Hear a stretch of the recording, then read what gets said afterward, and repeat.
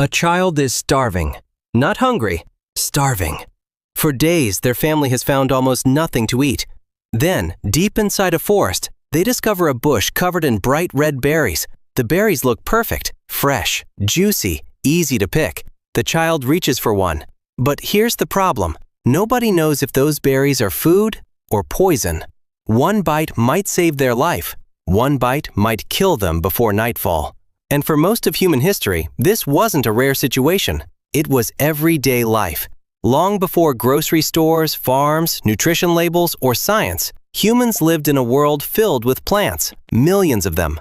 Some could keep you alive for weeks. Others could shut down your organs, stop your heart, or leave you writhing in pain within hours. So here's the question. How did ancient humans know which plants were poisonous? Did people simply eat random plants and hope for the best? Did someone have to die every time a new plant was discovered? Or did our ancestors develop one of the most sophisticated survival systems in the natural world?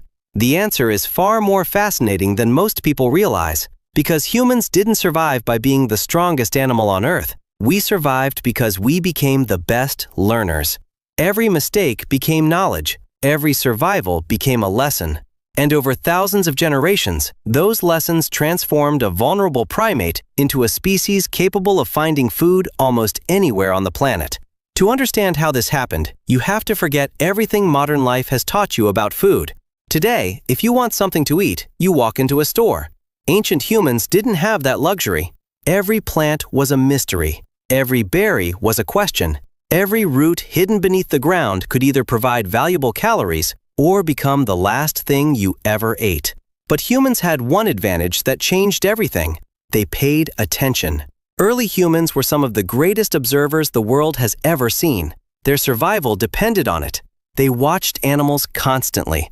If birds returned to the same bush every day and ate its berries without becoming sick, humans noticed.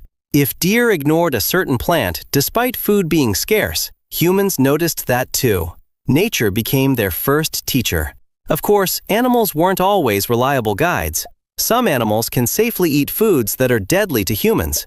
But observation reduced risk. It gave our ancestors clues in a world where clues could mean the difference between life and death.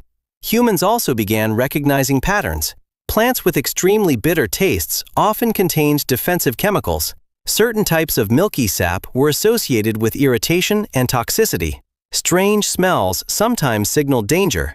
Ancient people didn't know the chemistry behind these warnings, but they learned to recognize them through experience.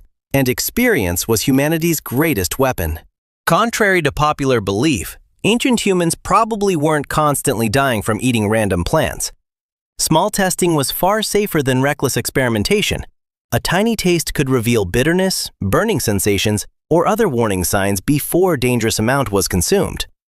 Over time, communities built enormous libraries of knowledge stored entirely in memory. Parents taught children. Elders taught hunters and gatherers. Stories carried information across generations. Long before written language existed, humans had already created a survival database more valuable than any book. Entire groups knew which berries were safe in spring, which roots could be eaten during winter, and which mushrooms should never be touched. Knowledge became an inheritance, and sometimes that inheritance saved lives hundreds of years after the lesson was first learned.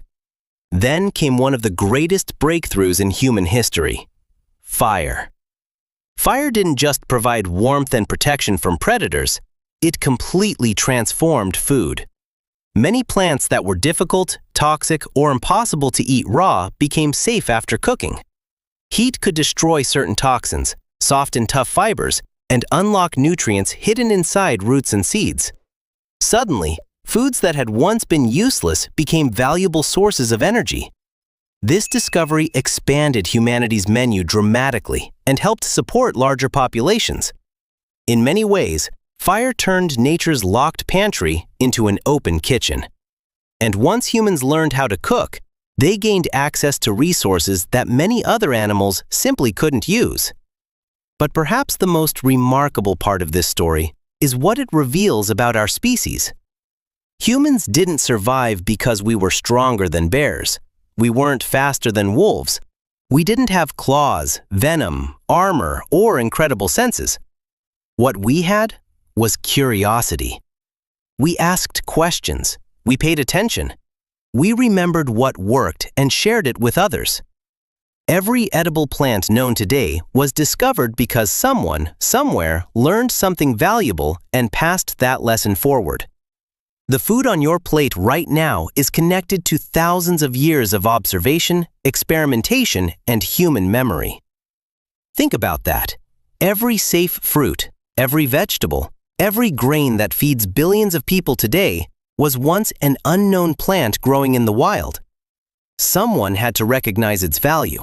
Someone had to remember it. Someone had to teach it.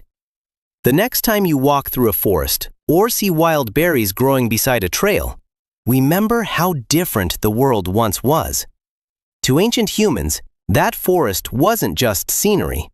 It was a giant puzzle filled with opportunities and dangers hidden among the leaves. Every meal was a mystery waiting to be solved. And somehow, through patience, intelligence, and countless generations of learning, our ancestors solved enough of those mysteries to survive. In a world surrounded by poison, they found food. In a world filled with uncertainty, they found knowledge. And in doing so, they laid the foundation for civilization itself. The reason you're alive today isn't because ancient humans knew everything. It's because they never stopped learning.